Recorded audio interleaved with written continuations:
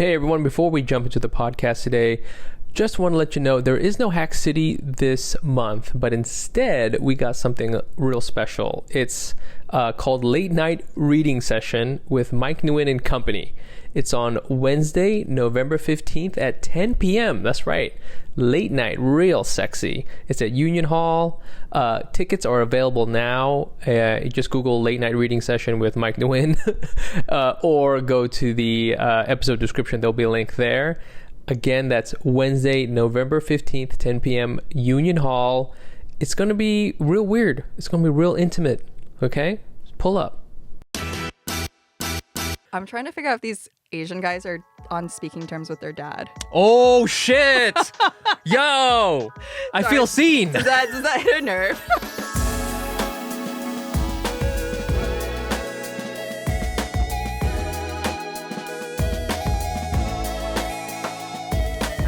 Okay, and welcome everybody to another episode of the Not Asian Podcast, the podcast with all of your favorite Asian friends.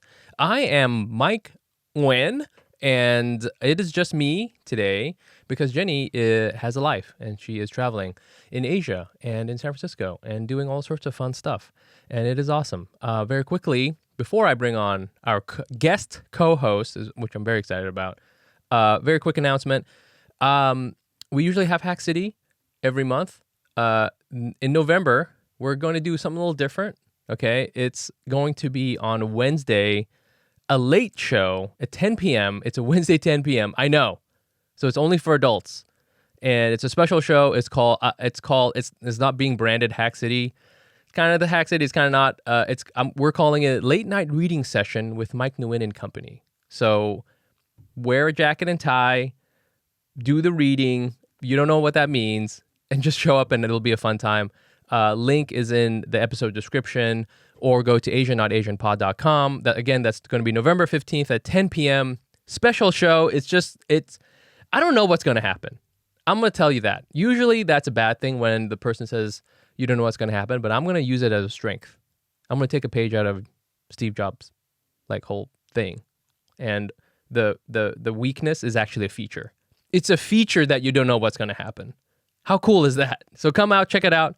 Again, November 15th, 10 p.m. at Union Hall in Brooklyn. I'm just going to bring on our guest co-host. This person, I wrote this, so let's see if this is accurate. Our guest co-host today is a writer, hopeless romantic, bitterly jaded. Emphasis on hopeless. Hopeless romantic, bitterly jaded New Yorker and Midwest Asian. Delia Cai, everyone. Hey. Hi, Mike. How's it going? Good. How are you? It is really early in the morning for us. It is early for me as a non-childbearing person. It is a normal time for me, but this was your idea. You wanted to wake up. We were texting back and forth, and you're like, "Can we go? Can I be at your place at 8:30?" And I'm like, 8:30 in the morning. I feel like I've never said that in my life. That's like the early morning discussion section from college, that they use to weed out people. Yeah. Yeah. Why are we here so early? It's kind of silly. Well, I wanted to go to the Fort Greene dog Halloween parade today, and that's at noon. So I was like, oh, okay, we got to do this much earlier because I'm ready for this. This is some Brooklyn shit, okay? I know. That's some Brooklyn shit. You don't have a dog. No. You just want to go to the parade. I just want to go look at the dogs. Yeah. Is that Fort Greene? Yeah, they're all in costume. Right. It's not much deeper than that. It's just really exciting. Every year I've lived in New York, I've wanted to go and I've never gotten it together to be like, okay, but what day is it? Let me put it on my calendar. And this year I finally did it. Isn't it usually in the city? There's a Tompkins version. That's the one I'm thinking thinking of. That was last weekend. Okay. Yeah. All right, there you go. So we're definitely gonna go and do that. Apparently.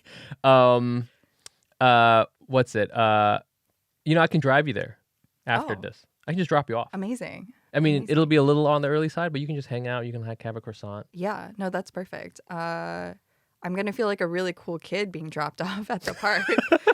I say that I sound sarcastic, but no, I love being dropped off places. Since I've become a full-on dad Asian with my station wagon car, I love picking people up, dropping people off, It's really nice. Just waving out the passenger side window, going, "Okay, have fun." I love doing that, and I'm gonna do that to you when you get out. I'm gonna be like, "Okay, have fun. Yeah. Share your edible weed Yeah. with the other kids." Yeah, I think it's gonna be cool.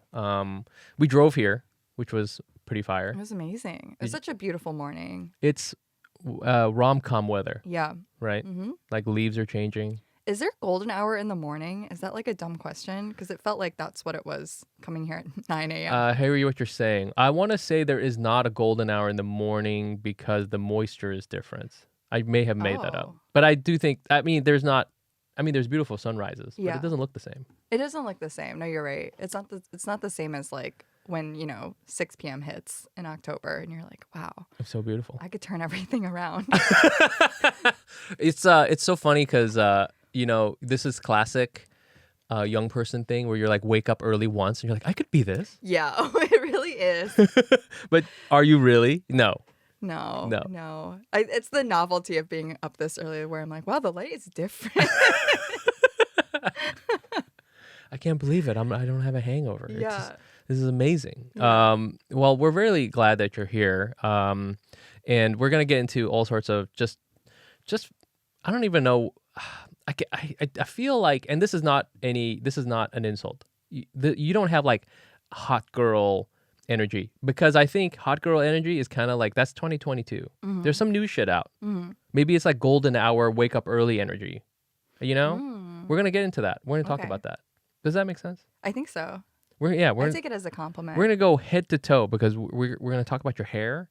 Oh, yeah. We're going to talk about your sneakers. We're just going to do a full body wellness scan. Just like, yeah. How's your liver? Okay. Before we do that, though, very quick reminder: if you're a fan of the podcast, please consider contributing to our Patreon. That's patreon.com/Asian.AsianPod. It's the best way to support the podcast, and it's awesome. We give you a shout out on the podcast, and we kind of give you a little fun backstory. Maybe we'll give you a full wellness scan too. We'll start from your head, go down to your feet, just roast you lightly, but it'll be all love. So again, that's patreon.com/Asian.AsianPod. Okay, let's see here. How should we start this? Let's start with a quick warm up. Just, are you doing anything for Halloween?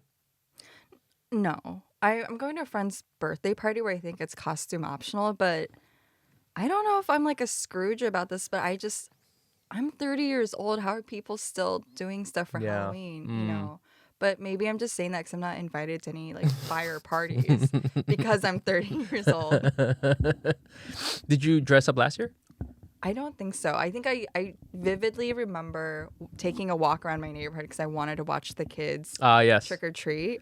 Yes. And we live in the same neighborhood. Yeah, so, that did it for me. Yeah. In a like a respectful way. Yeah, I that's was fair. Like, oh, cute. I feel like New York Halloween, the best times I've ever had was, I am dressed up like in a medium effort outfit. Oh, what is it? What's your costume? Like, this year I'm going to be, what am I going to be? I think I'm just going to be what I was last year, which was Morpheus, because Neo was Neo and I was Morpheus. Yeah. Oh. This year, Neo is going to be a firefighter. Oh. It's very cute. Yeah. But like when I was in my younger days, I lived in the city, and we would, just dress up and whatever thing, and we would walk around, and we usually had one place to go, but Halloween has this weird thing where there's a fair chance that you will end up at someone else's Halloween party that you don't really know. Yeah. Sometimes it's total strangers. You just walk in. Just like any party will do. Any party will do, and it's okay. Yeah. I don't know why. I've definitely been there. Yeah. It doesn't. You would think that New York City would be an unsafe place for that, but it's actually pretty fun. It's almost like isn't the sort of tradition of Halloween? It's sort of like, oh, like the saints or not, obviously not the saints. Saints is the next day. All the spirits and like the the like monsters are out in the world, and I kind of like this idea of in New York on Halloween. Also, this portal opens and everyone is just kind of friends, and you're just kind of invited anywhere. I do like that part of it. Like, it is just very festive to walk around and see someone in like a giant dinosaur costume crossing the street. It's kind of like, oh yeah, like this is fun. Whoa. wow, I love that you brought the word portal into this podcast. Maybe that's it. You got portal energy. I'm always thinking about alternative worlds and lives. The other week we were talking about, me and Jenny were talking about Roman empires.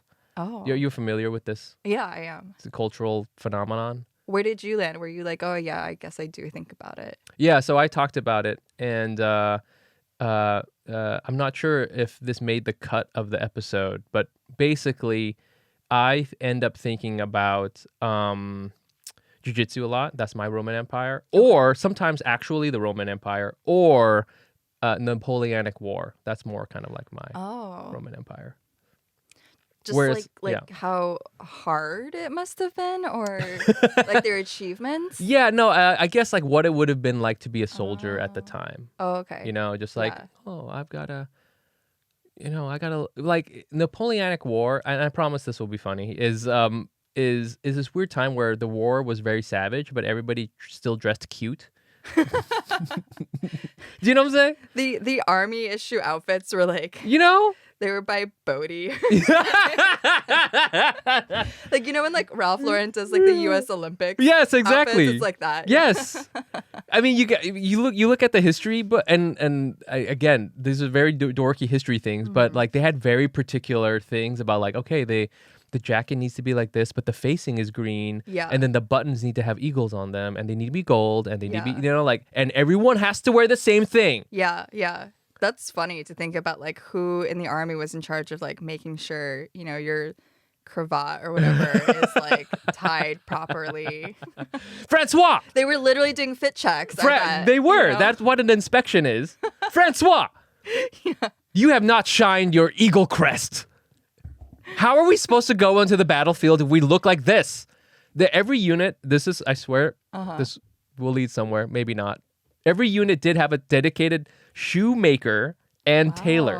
Wow. Everyone had to be bespoke. It was all like made for the unit, and everyone in the unit, that's how you knew who was in the unit or not in the unit. Did you have the grenade, like the flaming grenade on your helmet, like emblem or not? And if you did, you were a special guy. If you didn't, you weren't a special guy, and you had to wear like a white waistcoat. I don't know why they were white. They were white all the time. Impractical. So impractical. But you had to like dress cute to go to the battle. Yeah. And I think that's so fascinating. Sounds almost like the battle was secondary, and this was more of like an excuse to dress up and go out. And hang with your boys. Yeah. Oh my God, boys. Have you ever just wanted to conquer Austria? Have you ever wanted to just roll to Austria? Let's fight the Hungarian Austrians. It's like, when you're looking for an excuse to wear a good outfit, and you're just like, okay, we need to invent an occasion. Yes. How about war? European domination. Yo, okay, so I don't even know how we got here. Okay, yes, we were talking about Halloween. That sounds like a fun, so we'll see how it goes. You're definitely going to start off with the dog Halloween thing. Yeah, yeah, that's really the extent of my, I'm so excited for that. That's my peak. Okay, that's fair. Let's get into the podcast. What you want to start with? What kind of Asian were you this week? I can start if you want. Yeah. Okay, you got to ask me the question. Okay. Mike, what kind of Asian were you this week? This week I was I'm trying to think of the exact word. I don't want to say nervous Asian. No, it's more like responsible Asian. Because so I got this watch, and I've been texting everyone about it. Like everyone that cares about watches, which is not a lot of people. There's like 3 people. One of them being Randall Park. I literally texted Randall Park about should I keep this watch or not. Flex. Yeah. I think, but name drop. That's me. But my watch friend. My watch friend. And he ignored me. No, I'm just kidding. No, he was very nice. He was like, he gave me his little opinion. So it was cool. So I bought this watch, and it's not that expensive, but it's like a few $100. Okay. And I was talking to my other dad friend who's also into watches, and he was like, there's such a thing as pre-kid money and post-kid money. Oh. Right? Mm-hmm. And I've talked about this on the pod before, but I look back now when I didn't have a kid, and I don't know how I wasn't out every month buying new Gucci loafers. Oh, yeah. Because the money I spend on my son, worth it. 100% worth it. Yo, I could have been balling. I could have had like a freaking like a AMG Mercedes. I could have had like a jacuzzi in my apartment. The monthly bill I have is just like insane. And I was just squandering it. I don't know what I was doing.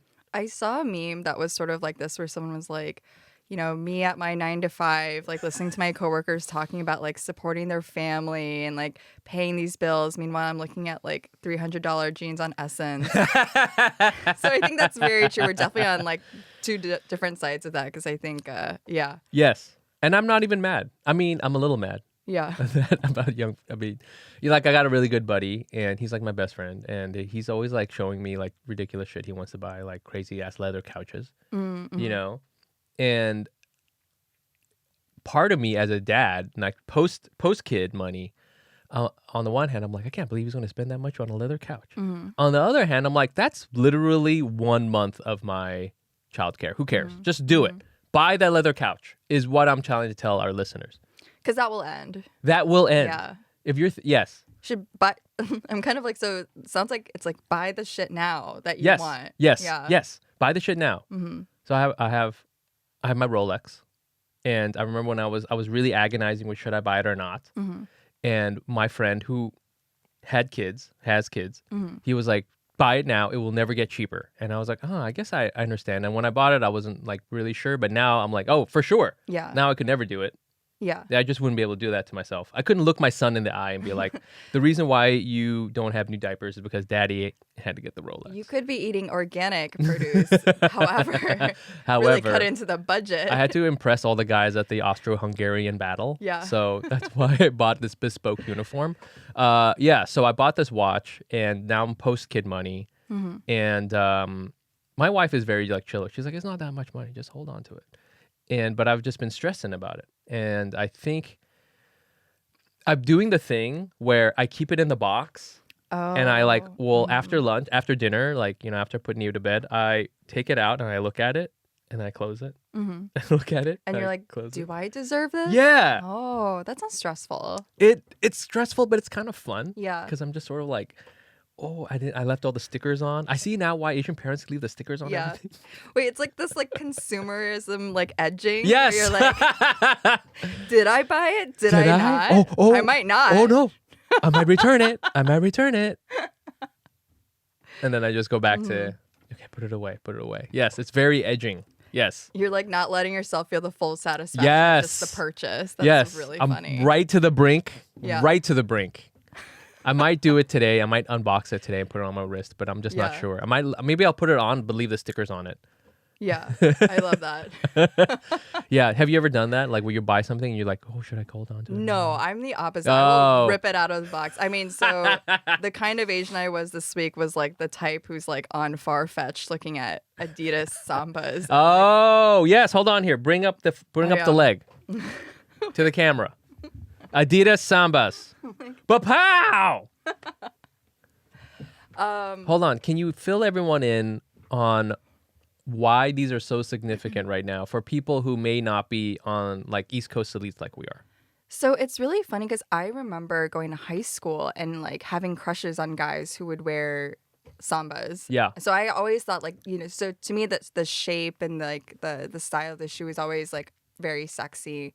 And I guess it's either just not gone out of style or it's come back, especially amongst kind of like the downtown like girlies. Yes. I don't know. It's like some weird like soccer cosplay because they're soccer shoes, right? Like, yeah. I don't play soccer. It's like 90s cosplay. Like Yeah. it feeds into the 90s. Yes. It fits into the 90s silhouette, I think, as well. Like kind of like looser jeans that like pull around the ankles, and then you have this little shoe. Yeah.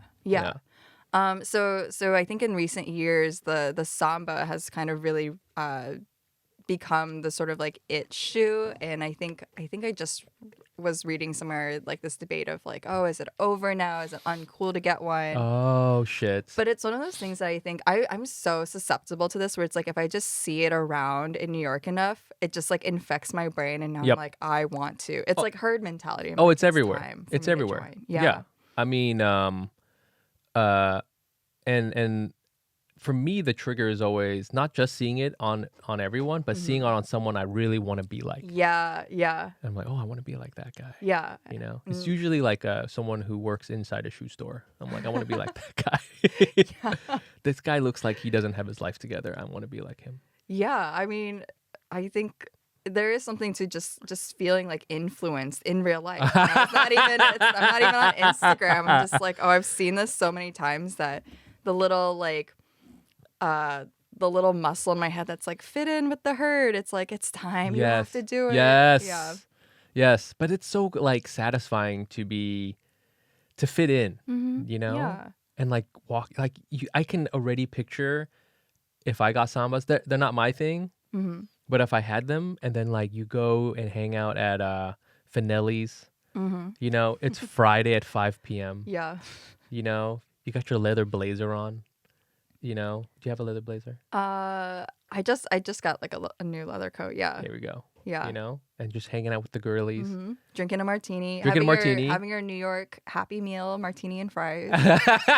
Is that what it's called? Yeah. Oh my God. Oh God, please. Oh, someone wipe us from the face of the earth. Wow. Okay. Yes. But that's like you're there and you're like, it's all worth it. Yeah. It's all worth it to be here. Yeah. Yes. Wow.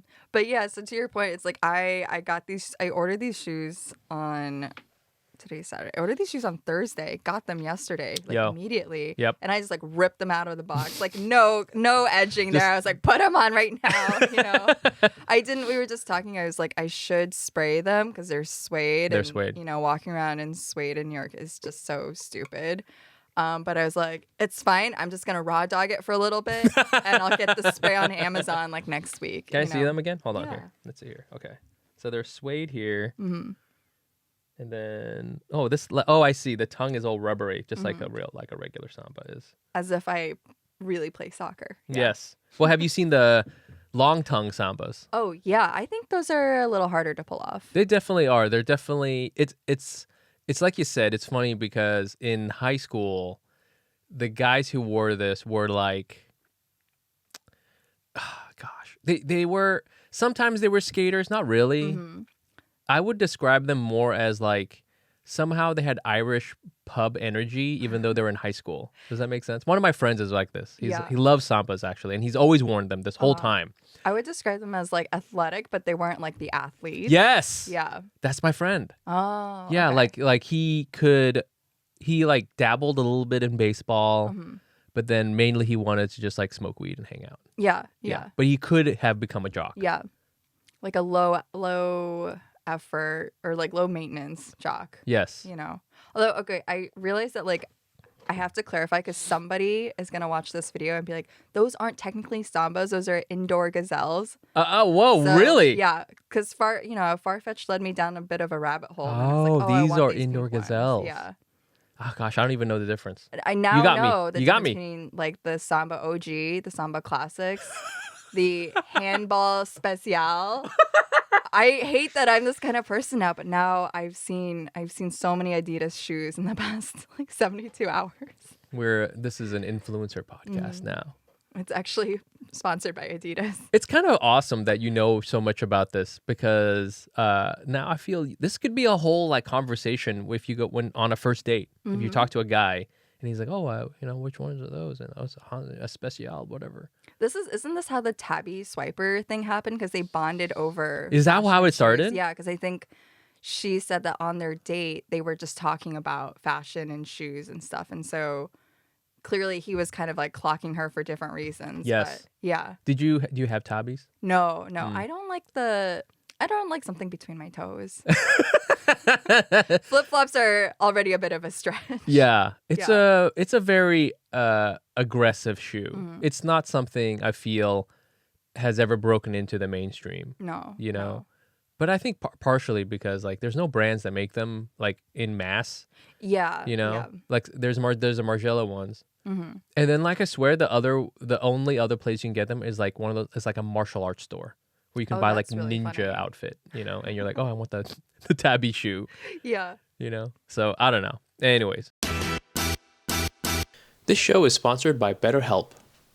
Do you ever feel like your brain is getting in the way of doing what's good for you.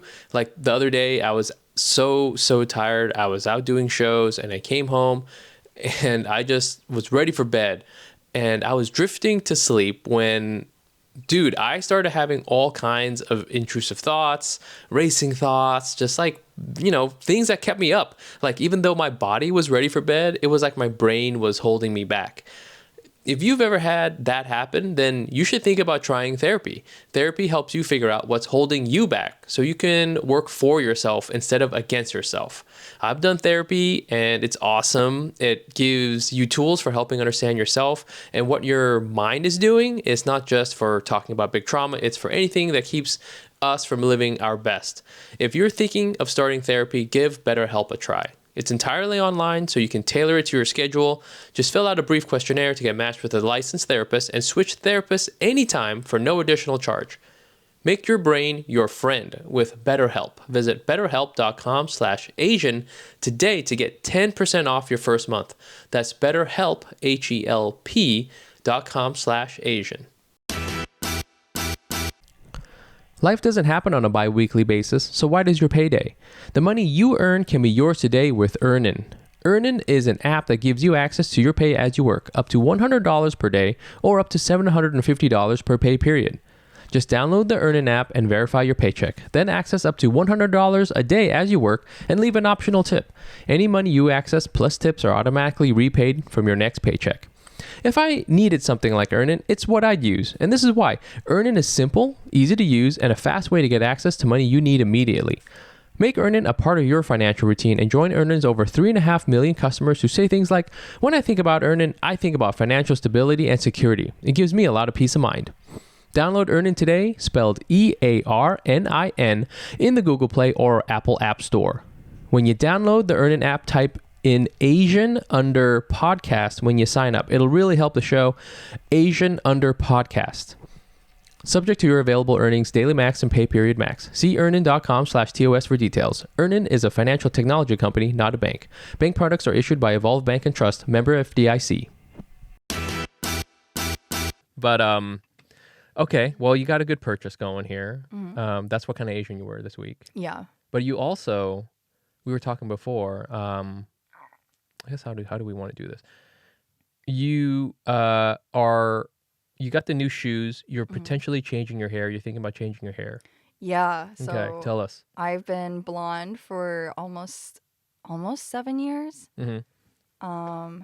And I'm ready to make the return. I'm ready to return. I'm gonna dye my hair back to black in a couple of weeks. You're gonna dye it back to black. Mm-hmm. Okay. How long have you been a blonde-haired Asian? Since it's like I moved to New York 8 years ago, and I think within a year I'd gone blonde. So it's like almost 7 years. Whoa, that long? 7 years of blonde, yeah. How much money do you think you spent on being blonde? I think I've done this math, and I like didn't want to do it. Oh, it's thousands really? of dollars for sure. Because each time you do it, it's like a couple $100. Yeah. Right. Yeah. Right. The first few years, it's like I had a friend who went to beauty school, and so she just did it in her apartment. Yeah, yeah. So it was like, otherwise I could not have afforded that as like a 24-year-old. Yeah. Yeah. But since like in recent years, like I go to a salon and it's a whole thing.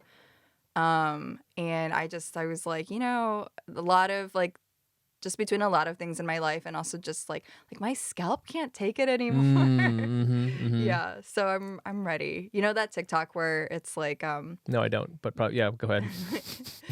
There's a TikTok that's like, an Asian girl has like finished her character development when she like has been blonde. It's like she's been hurt when she first goes blonde. Yes. Something has happened. Yes. That's caused like a break. Like a psychotic break.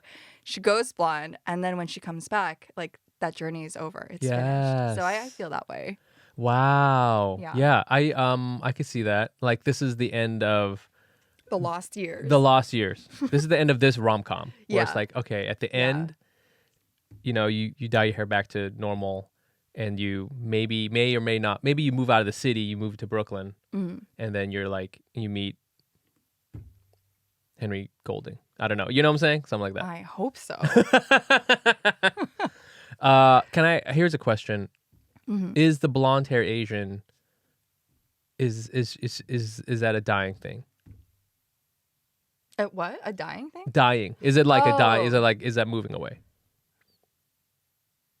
Wait, like is that persona? Yeah. Oh, okay. I thought you were asking like, is it a like DYE No, thing? no, I was no. like, well, actually, it's bleach, but Is Yeah. it sunsetting?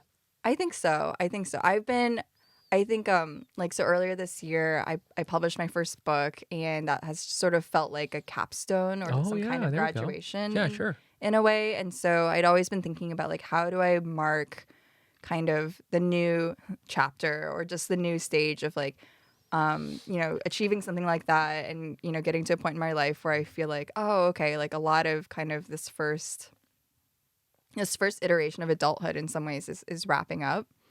And so I kind of wanted to mark like an entrance into a second era, not to be Taylor Swift about it. Oh yeah. Yeah. Well, way to drop Taylor Swift in there. That's excellent for search engine optimization. Okay, that's fair. That's fair. So you're gonna go back to just like normal, whatever your hair color is. Yeah, I think so. I'm really excited. I thought for a minute I was like, oh, maybe I should do another fun color. Yeah. But I think I'm kind of I just like I love the freedom that, you know, women like I think I remember reading a writer that was saying like one of the few freedoms you have as a woman is like you get to just change your hair whenever. And Yes. it's kind of it's like promoted, it's like a good thing. No one ever judges you for it. Yes. And I feel like I've had a lot of fun with like I think while I was blonde I also was pink for a time, I was purple for a time. Oh, were you? I didn't know that. It's a lot of work, I have to Yeah, say. that sounds like a lot of work. But it's kind of fun because it's sort of the psychology of it, at least from my experience, was sort of like, you know how there are those rainforest frogs that are like bright colors? Yes. They're like Yes. neon. Yes. And the evolutionary purpose is like, do not fuck with this Yeah. frog. Yeah. I like for me that was definitely a version of that, of trying on like, you know, I don't, you know, either that like it's some kind of signal of like I'm different, but also like, you know, there's stuff going on here, so don't approach. you Yes. know? Yes. Do not eat. Do not eat. Yeah. And I think it was really interesting to think about like how like what I was signaling and how I felt about being the kind of person with purple hair or whatever, you know. And now I'm sort of, you know, I just turned 30 this year, and I'm kind of like, you know, that was so much fun. I don't feel the need to do that anymore. Yes. Yeah. Yes. Whoa. Yeah. I wonder if I could like use any secretions from you to tip my arrows, though. You know, like Yeah. yeah. Oh, a little biology joke for you. Okay. Yeah. You're changing your hair, Mm-hmm. and this may or may not have to do with the next thing we're talking about, Oh, which yeah. is every time you and I hang out, you go through a big breakup. Last time, well, like really the first time we really Yeah. you came on the show, you were on one of our live shows. Mm-hmm. And you got broken up with, or like was about next to be day. broken up with. The Yeah. next day. The next yeah. day you were broken up with on a park bench. Yep. Very rom-com. In like the dead of winter. Oh, really? Yeah. 'Cause it was February, right? Yeah. That's cold-blooded, man. I know. You couldn't even do it in a warm place. Yeah, I know. Well, it made it efficient. I'll tell you that. We didn't linger. So now you just went through one. Why don't you can you just back us up? Tell us the story. So I haven't dated anyone really seriously in like many years during this like lost period. And I met someone over the summer and just sort of I really fell for them. I thought we like fell for each other. Oh shit. And then it just I'm trying to think of like how much to say. Like Yeah. I don't care, but Right. No. we met over the summer, and I think we really like fell for each other. And then I knew this was happening at the beginning of like when we started dating, but he was like, I'm gonna be out of town for about 2 months this fall. And one of those months was like he was going to Asia. He was going on this big long trip with some friends and, you know, to visit family. And I was sort of like, that's cool. It's whatever. You know, obviously you're coming back, right? And it's just one of those things where it's like, I remember thinking like, well, I don't love that we're sort of immediately kind of like long distance in some ways, but this is either gonna work or it's not, Right, you know? yeah. And it just turned out that like it didn't make it through, I think, this much the These circumstances? Wait, so how long had you guys been like seeing each other dating before he left? I think 2 months before he left Ooh, for okay. Asia. Yeah, that's a tricky one. Right? It's Yeah. like right in that sweet spot where you're like, oh, I think this could be really great, but we still don't actually know Right. each other that well yet. Yeah. And now we are about to like undergo probably like one of the biggest stressors you can. In Oh, a massive. relationship. Yeah, absolutely. Like a 12-hour time difference, you know? Yeah. So it didn't work out, and I feel really heartbroken about it because I think when things sort of end early in that way, you can't help but mourn like, you know, all the plans you had, all like kind of the things that you were picturing you were gonna do together. Yeah. Because like, you know, I've like at the end of like a long-term thing, you're sort of like, it's done. Yes. There's sometimes you no- just know it's yeah, over. Yeah. There's no more room for the like fantasy or the like, you know, we were supposed to go apple picking. You know, you're sort of like, we went apple picking and they were not fun. Yeah. So you're like, it's time to done. move on. Yes. Yeah. But this one, you didn't even, you had the potential. Yeah. You didn't get to it's do the any of the potential. things. Yes. So you're kind of like mourning that. Yeah. Because you're Damn. still filling in the blanks of like, who, like the kind of person they'll be, the kind of relationship this could be. So it feels really sad. Like I'm definitely torn up about it. Can I ask you, is this person back now? Yeah. So That's fucked up, man. That's fucked up. they're back so at this point I haven't seen him in like, you know, I haven't seen him since September, and we're supposed to meet and just talk things through. because Really? It's just Okay. because we broke up over like the phone. Oh, right. You I was know? going to say, okay. And yeah, I kind of I assume it's a debrief. Okay. Conversation. You're going to go through with that? I think so. Okay. I think so. I don't know. My friends are sort of like, they're very skeptical. Yes. Did you want to meet up with him, or did he want to meet up with you? I just remember like when he was breaking up with me over the phone, I was like, I do think we need to meet because I'm gonna have some questions. Oh, really? And yeah, because it was like a really rushed call, and I don't know, like. Whoa. Okay. Sorry. Go ahead. No, it's okay. I have your space here.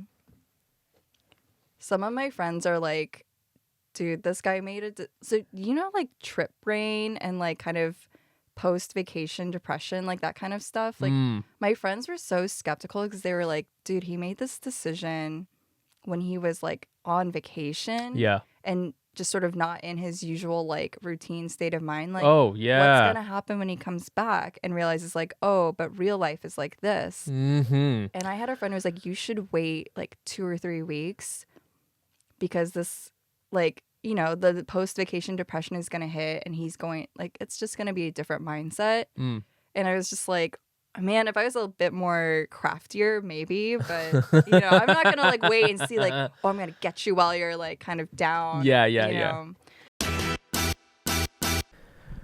Listen, I may have beautiful, ageless Asian skin, but when you get to be my age, you do worry about some things. You worry about things like thinning hair. And if you're worried about thinning hair, I want to tell you there's help. There's Nutrafol.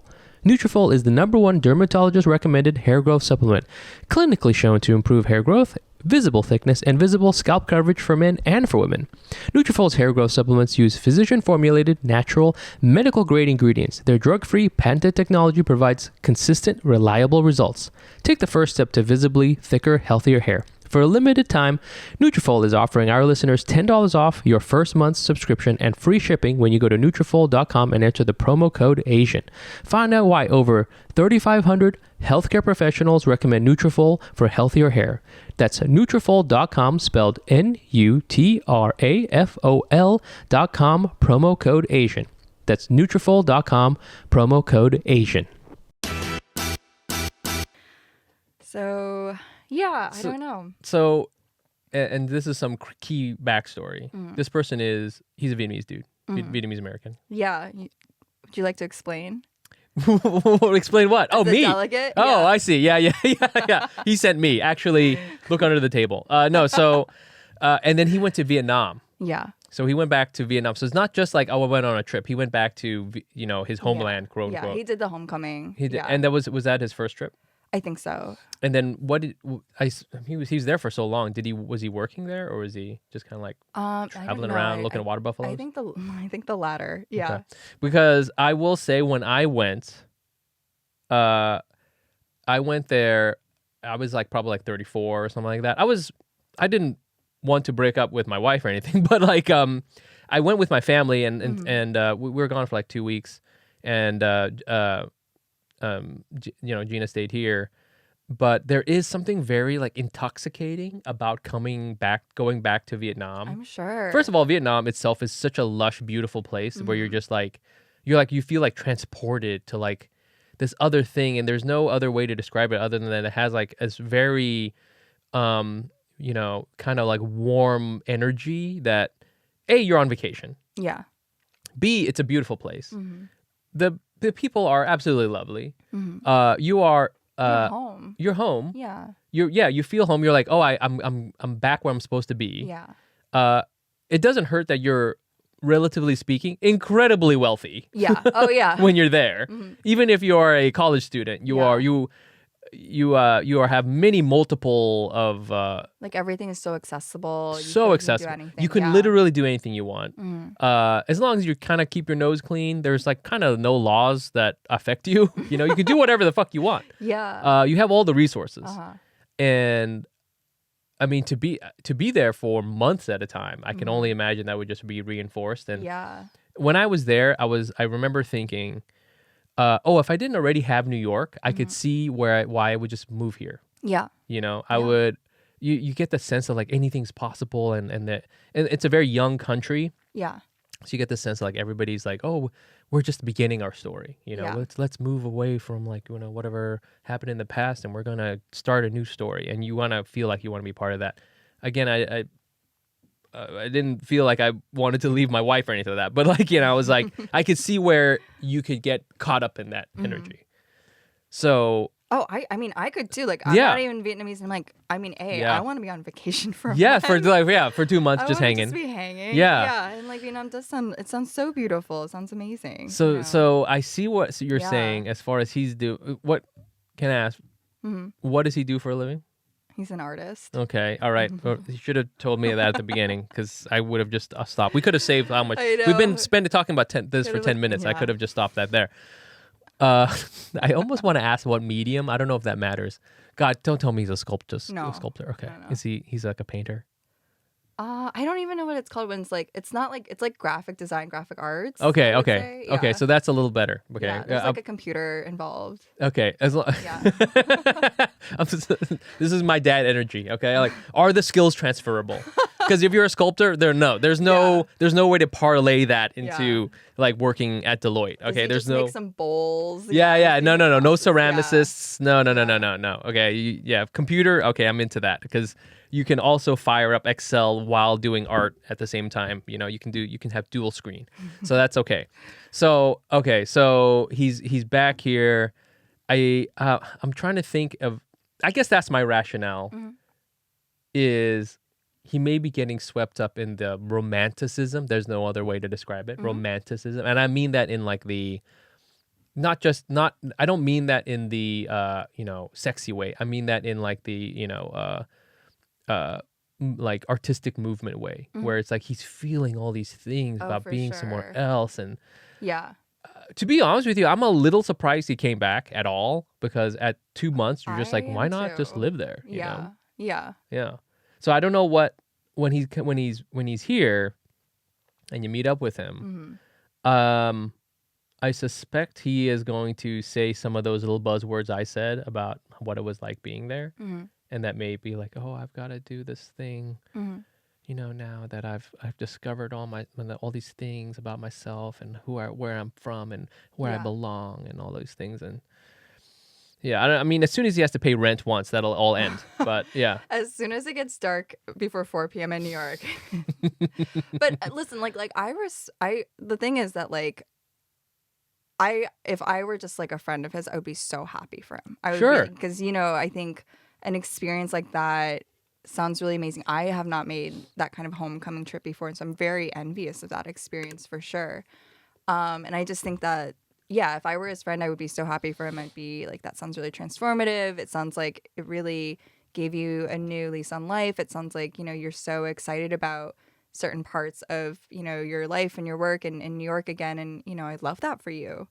But, I think I feel a bit left behind because it sounds Yeah. like I didn't make the cut Oh, for his new shit. vision on life. Yes. Yes. So it's like, it's very bittersweet because it's like, obviously wish him well and like so happy that you had this amazing trip and have this new outlook. But it's hard to sort of be, it's hard to sort of be the person who didn't make the cut.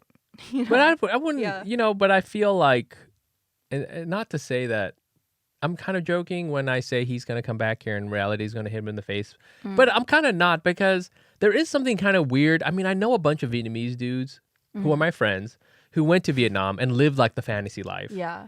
And you're kind of like, you're a little bit of, you're like self-colonizing, You're like, you are a Westerner, Yeah. you have Western sensibilities, have Western money, and you go over there and you can do anything you want because you can You're do an anything American. you want. You are an American. You It's have very complex, I'm sure. Yeah, you have an American passport and you have all those things. And there are, I don't know, whatever you want to call it, reality comes back to you or whatever. Like it's living in that bubble is unsustainable, versus unless you really are just like, I'm going to live here forever. And I do know some people who've done that. It's like the sort of expat life. Yeah. And that looks interesting in other ways. Sure. Yeah. Where I'm sort of like, in some ways, I just think that phenomenon is really interesting, where like I know some people who, mostly people who work in like music, and they've moved back to Seoul or they've moved to like Thailand, and they're just kind of on like an extended sort of gap year kind of life. Yeah. And I'm so fascinated by that because I do think it's partially this dream of like, I'm back where I belong, but it is also this reality, I'm sure, of like, but this isn't also like, I'm also not entirely of this place either. Like I've definitely felt that just going back to China with my parents, where it's like, oh, everyone, this is the place where I should feel most comfortable, and I feel just as, strange and foreign. Whoa. Maybe. So I think it's a fascinating kind of movement or just sort of life. Yes. The to attempt dynamics that. of it is different from just like when a white guy does it, Yeah. Because that person sort of expects not to fit in. Yeah. Right. It's fun. It's exotic. Yes, know? exactly. Yeah. Whereas I think for us, we're like falling in love with the idea of we can go back home. Yeah. You know what I'm saying? Yeah. And that's who you're dealing with. Yeah. No wonder he broke up with you. It's because he's trying to date Vietnam. Yeah. Yeah. It'll be very interesting when you meet up with him. I will give you some recording equipment so that you can start your own podcast. Do you have any advice? Oh, God. I mean, I wouldn't meet up with him. So You would just be done. I just feel like,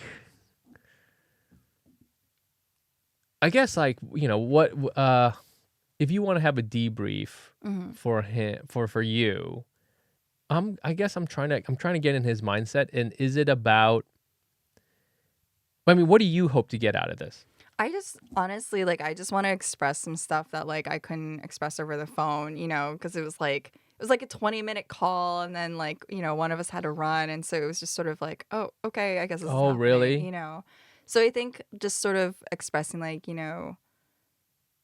just like how I feel, and maybe trying to understand like his point of view on it, because you only ever see like your side of it. I don't know, but I don't know if it's, I always like have this idea of like being friends with someone. If you really care about them after the breakup, I don't think you can do it immediately. Yeah, sure. But I think for it to happen, you want to sort of like make sure you're both on the same page when it ends, kind of, agree, if you do sort of want the opportunity to be friends in the future, maybe like how to go about it. I don't know. I also like, I just sort of have this idea that like, maybe it's really, maybe this is really naive, but I'm trying to buy into this idea that life is really long, and, the connections you make with people, if they truly feel good and like valuable, like you never know where they're gonna go. Maybe like you will end up best friends. Maybe Sure. you will end up working together, or like you just never know what's gonna Yeah, happen. So sure. I think I try to like really wrap it up nice, as if like I don't know, I'm like putting something in storage and I don't know if I want to look at it later. I don't know. It's not like me with my watch. Yeah. I mean, now why did you say it like that? I really feel for you because it sounds like you really made a connection with this person. Yeah, I think so. And I see what you're saying. I feel in New York City, despite it being, millions of people and even lots of people who you think would be compatible with you, it's actually pretty hard to meet those people. Yeah. Of the, hundreds, maybe thousands of people I've met, only a few have kind of, I guess, filtered into where I'm like keeping them around in my life. And it takes a lot of work. So I think, if you kind of keep that in mind, although I would also suspect too that even though he broke up with you, you got to give him the space because he's going through something. Yeah. He's about to bleach his hair. He's starting his journey. He's starting his journey. So that's what maybe advise him on where to get his hair bleached. Yeah. I think that's what it is. Yeah. Well, good luck. I'm going to try to stay out of your life so that you can have a full relationship. Yeah, I think that is cool. So if you're enjoying the podcast, go ahead and give us a rating. You can do that. Give us 5 stars on the podcast app. You can leave a review. We haven't gotten one in a little while. We'd love to hear from you. We love reading them. And if you're on YouTube, hit subscribe, hit like, and leave us a comment. Let us know. Is it your blonde hair era? Have you gone through one? Not everyone does, especially guys. I feel guys we don't get to go through one. What's the guy equivalent of a blonde hair? I think getting a perm for Asian guys, right? Yeah? Perm, yeah. Oh shit! Whoa, is that like really common now? I think so amongst the Gen Zers. Oh yeah. Yeah. Because everyone's seeing it on TikTok and they're like, oh, okay, this is how like the K-pop stars do it. Yo. Yeah. Yes, I know some people who have. I have wavy hair already. Oh, okay. Yeah, well, That's great. I don't have much hair anymore. But when I did have it, I had wavy hair. So I was already on this Natural. shit. Yeah. It's called genetics. And of course, always tell all your friends about the podcast. That's how we people know about us. So this next segment, I decided to outsource some of my writing duties because I've been doing this for a long time. And so I used ChatGPT to write some topics for us in this new segment, which I'm calling Artificial Asian Intelligence, AAI. And I had to go. Have you played around with ChatGPT? Not really. I'm skeptical of it. I played around. I've only played around with it like a couple afternoons, and I'm less afraid of it than I used to be. The tool what it seems to be good for is that it seems to be like a good writing partner. It's a writing partner that never gets tired and never gets offended. You can always tell it to like do that again. Can you tell it to like punch up something? Yes, for sure. That's interesting. Yeah, you can like feed it something and go make this twice as funny, or like I said make this. I tried writing some jokes with it. Terrible. It's terrible at writing jokes. Yeah. But occasionally it'll say something which I'm like, oh, that is an interesting thought. Yeah. And I'll take that and I'll use that to do something. Oh, okay. But if you like put in a bunch of shit and you're like, punch this up or make this 50% shorter or whatever, it'll do that. Okay. And you can say, do it again, and it'll do it again. Yeah. And like, or you can essentially berate it. Yeah. all you want. And it's an assistant that will never get tired. Okay. So that's kind of interesting. So I asked it a bunch of stuff like, I told him who you were. I was like, God, what this did is you Delia say? Kai. She's a writer and she has all the, she's into, talks about relationships. And I think I fed it a little bit of one of your articles. And I was like, write some podcast topics I can talk about with this person. Okay. And it did it once. And then I was like, okay, and this person is also going through a breakup. So do that again. Do it again. And it gave me 10. Now make it sad. Make it sad. Make it blonde haired. Yeah. Okay, so we have a bunch, and let me know if there's anything that kind of pops up at you that we can talk about. So it's going to be dating related and Asian American racial related. So intercultural dating in New York City, that's one. Cultural traditions and relationships, Racial preferences in dating. Huh. Oh, we should talk about that. Yeah, that's an interesting one. Okay, this is what ChatGPT says. Reflect on how race plays a role in dating preferences and how it influences the dating experience of Chinese American women in New York City. That's a pretty good Wow, topic. that's specific. Yeah. Yeah, good job, ChatGPT. Yeah. Okay, so let's start. Racial. So, yeah. How race plays a role in dating preferences and how it influences the dating experiences of Chinese American women in New York City. Okay, let's go. I mean, I think in general, the idea of like Asian women in interracial relationships is such a fraught topic. Yes. Like, because there are very toxic corners of the internet who feel very strongly on, like, and, you know, that Asian women should date, you know, only this kind of person or only this kind of person. And, you know, there's definitely like a whole, like, you know, sort of socio-political context of like, who do Asian women belong to? Yeah. And so I kind of find that like really fascinating because I mean, like, to be totally candid, it's like I spent the first part of my dating life, you know, my early 20s, and like teens, like I dated white guys because I grew up in the Midwest and that's like what was around, you know? Yeah.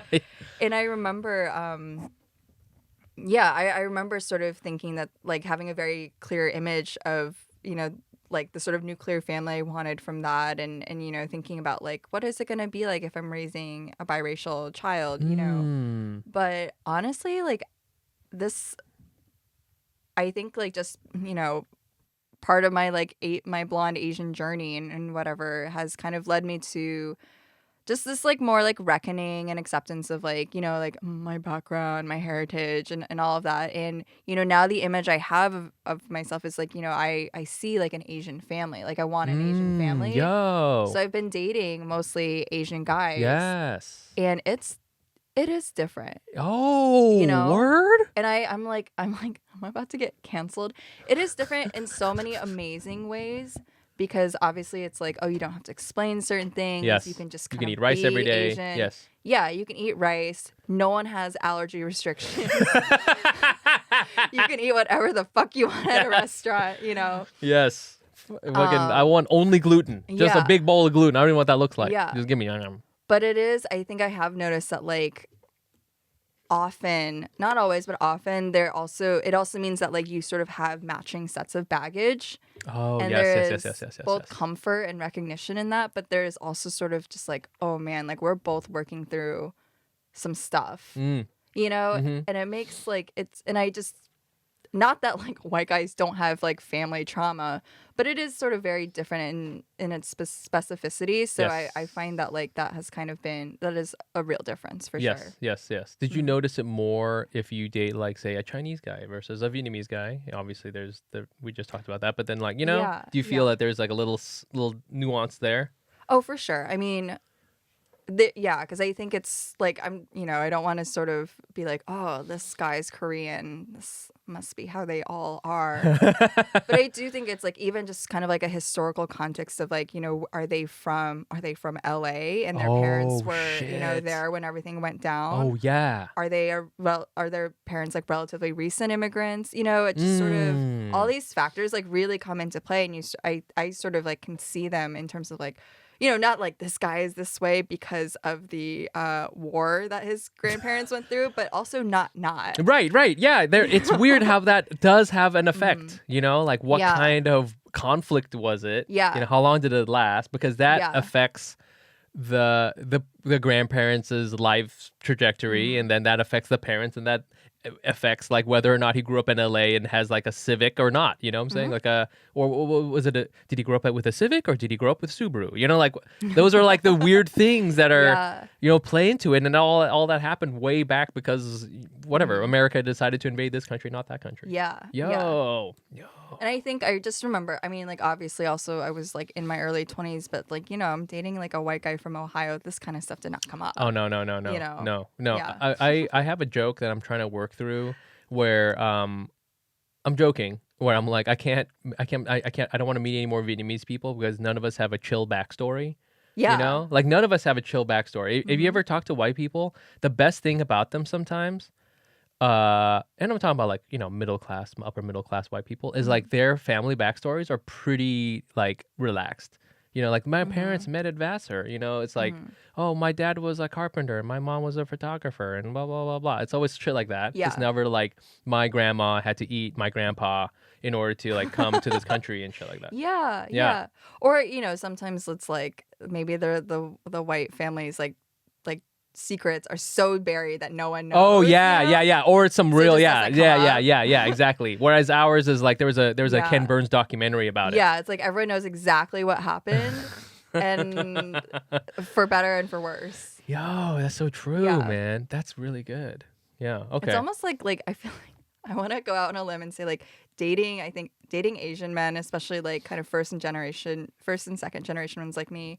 It feels almost like dating their families and dating their family histories because you really figure out what's going on. And I'm sure it's the same. Like, I'm sure if you date me, it's like, oh, you want to find out what it's like dating my family? It's the same. So, like, when you go into a dating situation, are you asking those questions? Maybe, like, not explicitly to be like, what was your parents' trauma like? But are you trying to, like, figure that out? I'm trying to figure out if these Asian guys are on speaking terms with their dad. Oh, shit!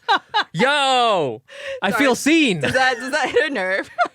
Yo! Oh, shit! Because that tells me a lot. Oh, my God! Whoa! I'm sorry, are you triggered? Holy shit! Oh, my God. Well, okay, so... To be fair, Asian men listening to this podcast, you could also say the same and ask me if I'm close with my mom. Yeah, and no, that will, absolutely. Unleash absolutely. the same stuff. But it's true. I mean, even now, my wife is always asking me, you never talk about your dad, or you never, and she's met him like once or twice. And That's after, it? yeah. Oh, wow. My dad is like not, my wife, my mom and my dad are not really together. They're not together anymore. And so he's kind of like in and out. Yeah.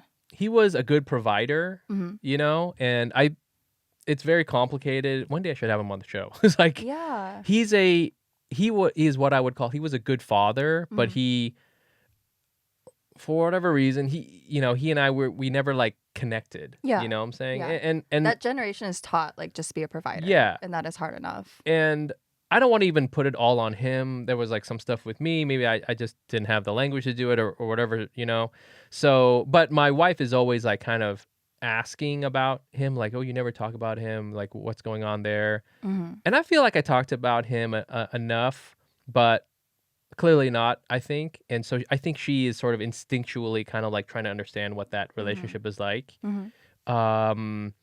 And yeah, that's why I just had this little freak out moment here, because now I'm like, yes, like if what you just said, if I want to understand, my partner, I should look a little bit at what their dynamic with their parents are, because I'll see those things, their behaviors mirrored in what she does. And I realize I'm much more like my mom, because my mom was really like the one like doing all this stuff. And all the shitty things I do in the relationship, I learned from my mom, and the good things I learned, right? So those are both things.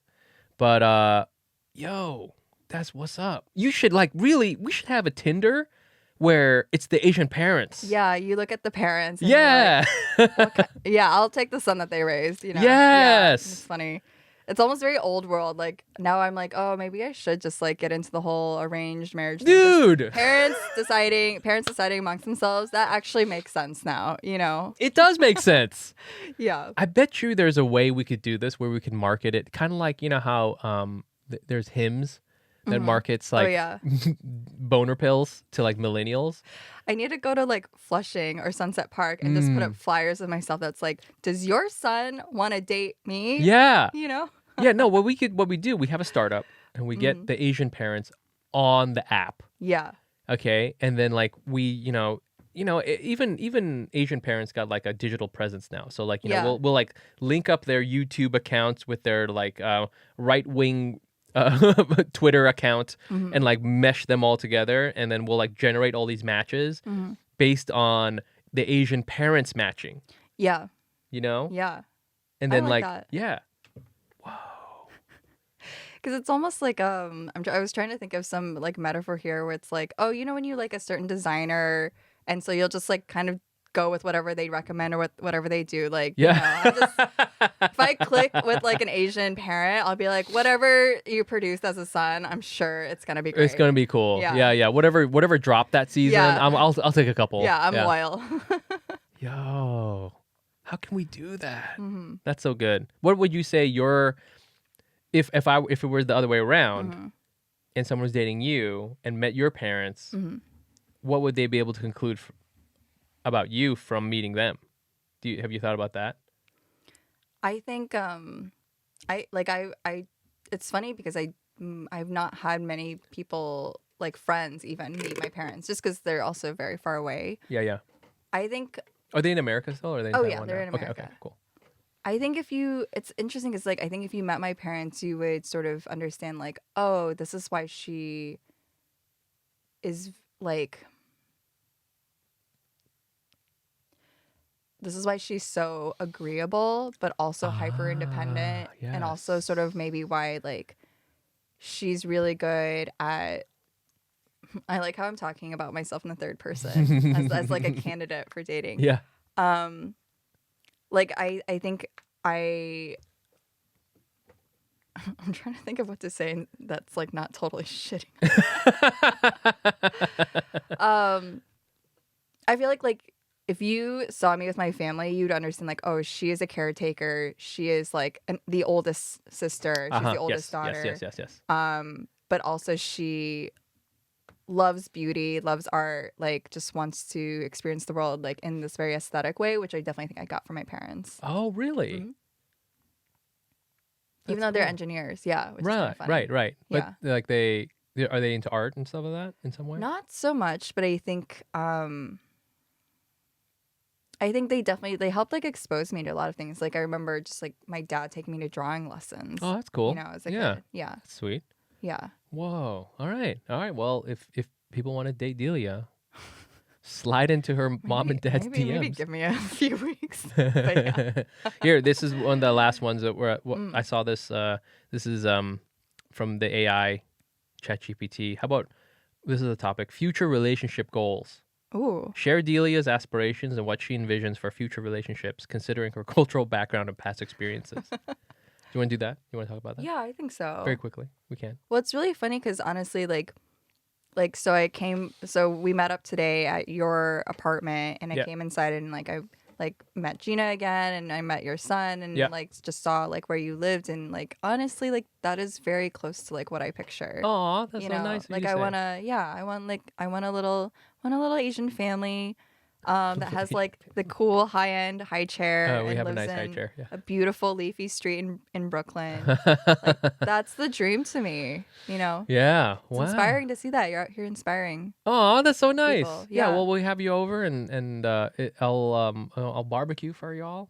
Amazing. It'll be, bring your friends and. That's part of the vision. I've had this vision where I'm like, oh, I'm like.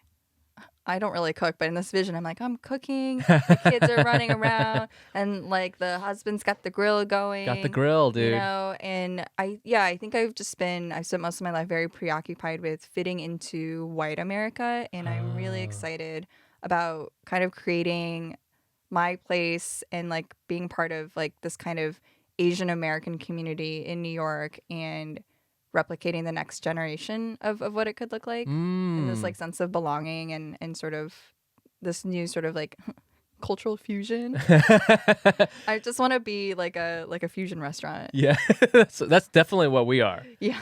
At my house. Because we're still grilling, but we also serve everything with rice. Yes, great. And there's dumplings. Yeah. But there's still also hamburgers.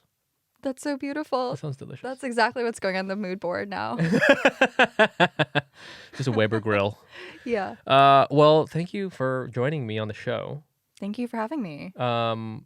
Jenny's away, so we might have you on again just because fuck it. And I'll have a ChatGPT do some more. What did you think about ChatGPT's topics?